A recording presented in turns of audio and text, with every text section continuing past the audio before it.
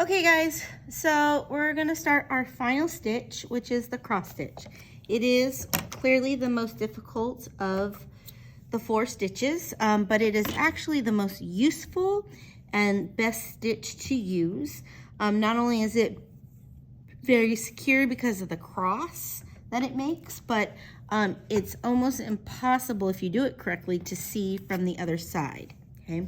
Of course, we'll see this one because I'm using a contrasting string color, but I'm gonna go, you had your 3 different stitches up here, okay? Now I'm gonna turn my fabric and I'm gonna use the pins again, 1.5 inches to 2 inches, anything like that would be fine, okay?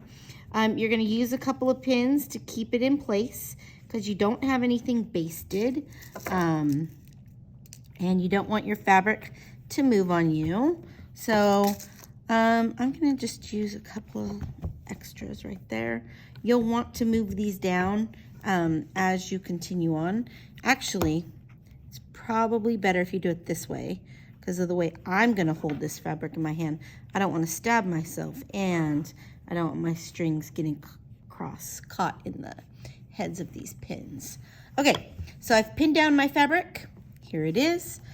You can see it's about 1.5 inches to 2 inches. Let's see, what is ours? Yep, it is, yeah, mine's just about 1.5 inches. All right, so I have my string. This time I'm going with purple. I'm gonna start up here, just like with the whip stitch. I'm gonna go right underneath the fabric, okay, the top of the fabric. I have my hole, it's double knotted, pull my string. Okay, so I'm like this. This is called a cross stitch because you're going to make a lot of X's. I actually nicknamed this the secret stitch because you don't really see it on the other side. So what you're going to do is you're going to go onto this side where the folds are a little bit past the folds, and you're going to take the smallest amount of fabric, okay? And you're going to take it and you're going to pull it through, okay? So I've kind of gone at this diagonal. And now I'm going to go over here, and I'm not going to go through both pieces. I'm just going through, see, just going through this top piece on this side. And that could be big because nobody's going to see that on the outside. And now, okay, when I go back down here, again, I'm just going to take a couple of little pieces of the fabric. And if you're really good with the needle, you can get just a couple of little tiny strings.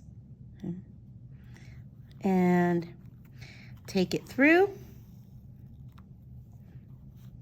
So I'm not even going all the way through on that side. You see those little tiny dots? Yeah, if this thread was the same color, you would never see those. Okay? And then there's no way to bust through this because you're doing it so close together and it's coming through, okay, that it wouldn't be a problem. Let's see, I'm gonna go a little bit further down. And so, again, I'm just getting a little tiny bit of fabric right above this seam. And then down here, I can grab, again, I'm not going through both layers, just going through the top layer. If I went through both, then I would have 2 dots over here, and I don't want that. And then I'm always gonna just keep making sure my fabric is flat. Okay. And you can see, hopefully, that it's making the cross. So again, over here, through a couple things of the fabric.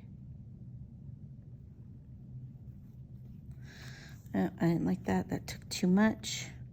I'm just getting a little tiny bit, okay? Going all the way through. And then over here, it doesn't matter. Again, I'm gonna take it through there. Okay. And so called a cross stitch because it makes kind of like an X or a cross. All right, good luck with your cross stitch.